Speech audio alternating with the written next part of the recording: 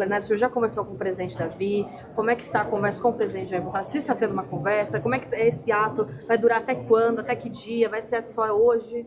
Olha, hoje eu acredito que vão fazer mais de 15 dias que eu não consigo falar com o presidente Davi, sou líder da oposição.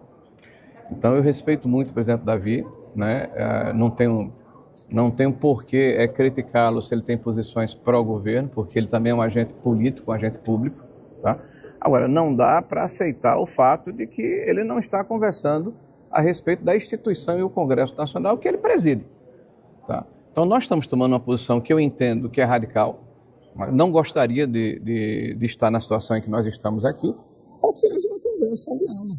Nós possamos discutir uma pauta que de fato atenda uma passada expressiva do Parlamento brasileiro, né? E nós estamos falando aqui da questão da abertura do processo de impedimento do ministro Alexandre de Moraes. Já tem 38 senadores que assinaram o requerimento, né? Nós estamos falando aqui da questão da anistia, né? Que nós não entendemos por que a anistia não foi votada ainda. Aliás, vocês da imprensa falam que membros do Poder Judiciário pressionam os presidentes das duas casas para que esse processo não tramite. Se isso é verdade, isso é absolutamente descabido, né? Não é possível aceitarmos a interferência de um poder sobre um outro poder para tutelá-lo, né? Para impedir que haja a tramitação de projetos desse naipe. Porque se existem deputados e senadores que são contra a anistia, faz parte do jogo, é democrático. Mas que isso seja colocado à luz do dia, né? Na hora em que os votos forem apurados e a discussão se estabelecer no âmbito do Congresso Nacional. Não é possível a gente aceitar, né, que ações cautelares como foram impostas ao senador, e draconianas ao senador Marcos Duval, né, fiquem como se fosse uma coisa normal. Se congelar o salário dele, cartão de crédito, se impor tornozeleira quando ele volta dos Estados Unidos. Como é que ele vai fugir? Se ele fosse fugir, ele ficava lá, não tinha voltado para cá. Então, claramente, não é uma medida para impedir a fuga, é uma medida talvez para intimidá-lo, para apequená-lo. E veja, ele representa a instituição, ele é um senador da República, com centenas de milhares de votos de eleitores do Espírito Santo. Então, independente do cidadão ou do que ele falou, né, o que me inspira é o privilégio da instituição, da inviolabilidade do mandato parlamentar, né? Nós defendemos que essas medidas precisam ser submetidas ao parlamento. Nós temos que votar aqui se aceitamos ou não essa situação. Nós estamos vivendo num momento em que ontem foram publicadas novas etapas do Vaza Toga e são horripilantes. O que nós vimos lá, se isso realmente for real, e eu acredito que pela responsabilidade daqueles que fizeram essa divulgação, né, que se estabeleceu dentro do Tribunal Superior Eleitoral, né, e posteriormente na apuração de 8 de janeiro, um grupo organizado para separar pessoas pela sua condição política. Dava uma certidão positiva e negativa. Isso me relembra a Alemanha nazista, isso me relembra a Itália de Mussolini. Tá? Então, se você tem uma certidão positiva, porque você fez uma busca na rede social dessa pessoa, você é preso, porque você falou mal do PT, você criticou Lula, você fez uma crítica ao STF.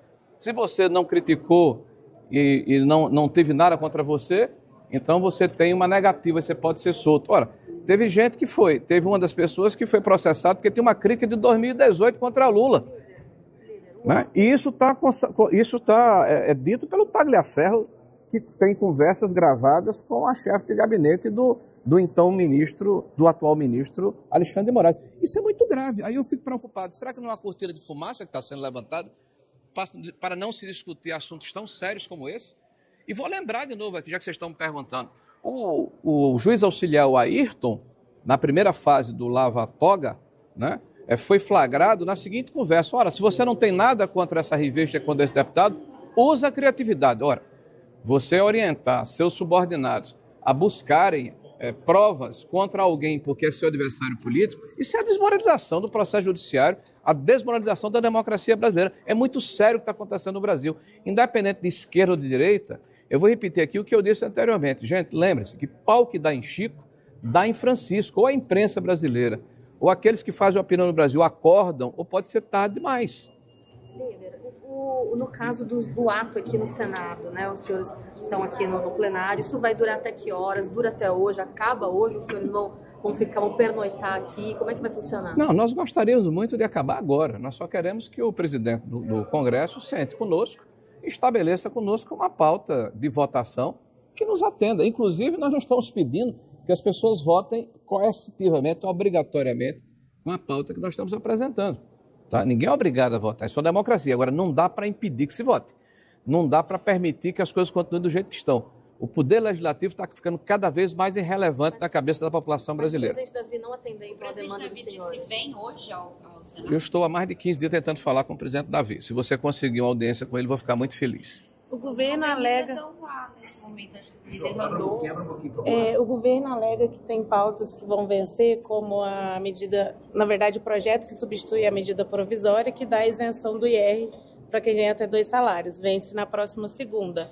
Não tem acordo assim para exceções. Nós temos todos os acordos do mundo. Basta o presidente sentar conosco e combinar uma pauta, né, e depois garantir que essa pauta de fato será colocada em prática, né, que é a questão da anistia, que é a questão do impeachment, da abertura do processo de impedimento do ministro Alexandre de Moraes, que é a questão de se votar essas medidas coercitivas que foram colocadas contra o senador Marcos Duval. Então, são problemas que são fáceis de serem resolvidos, são projetos de lei que tramitam na casa.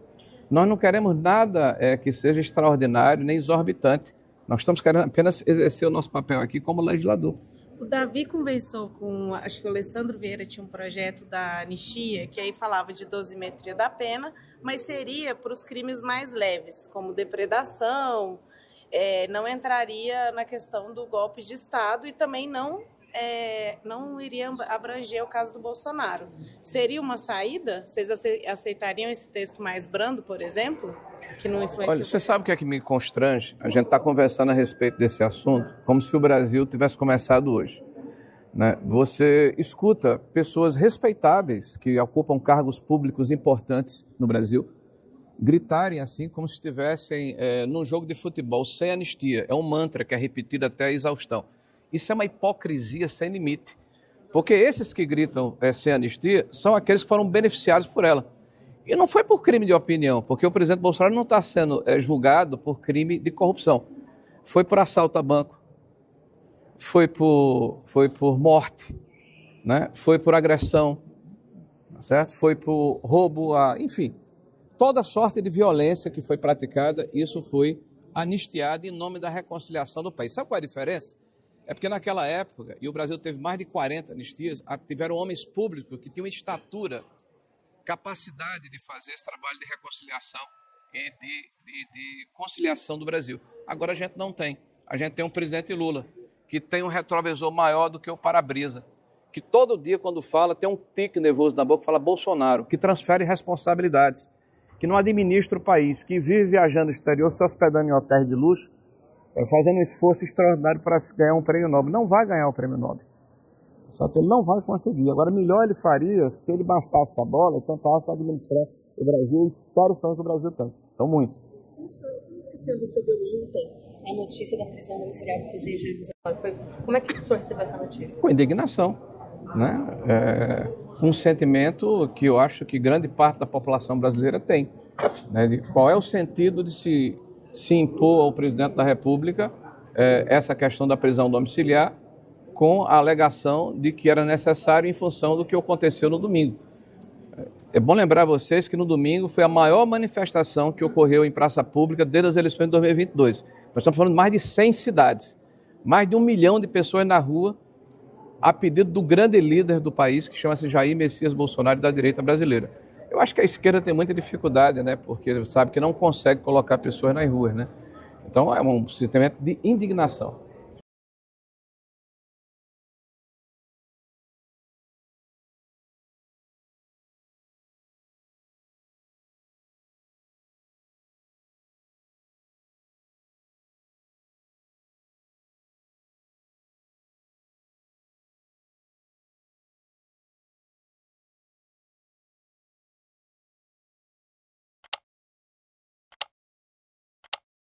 bom